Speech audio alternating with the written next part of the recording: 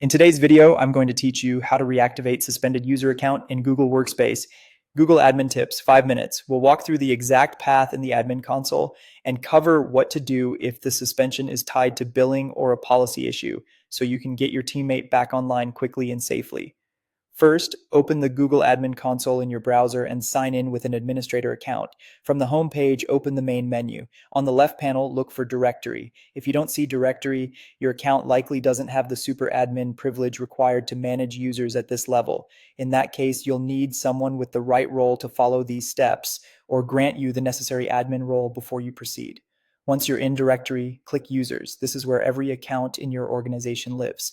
To zero in on the people who are currently blocked, click Add a Filter and choose Suspended Users. This instantly narrows the list to only the accounts that need attention, which is faster and less error-prone than scrolling or searching.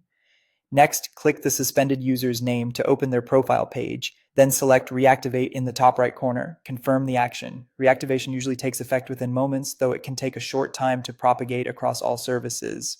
If the account remains unavailable, refresh the page and verify that the suspension status has cleared. If the account was suspended because of a failed payment, head to Billing in the admin console.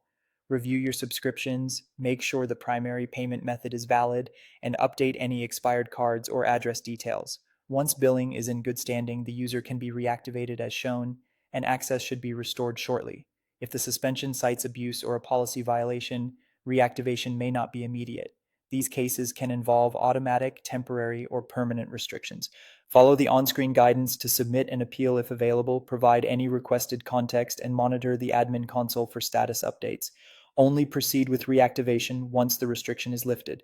That's it. You've navigated to the admin console, opened directory, filtered for suspended users, and reactivated the correct account with billing and policy scenarios covered.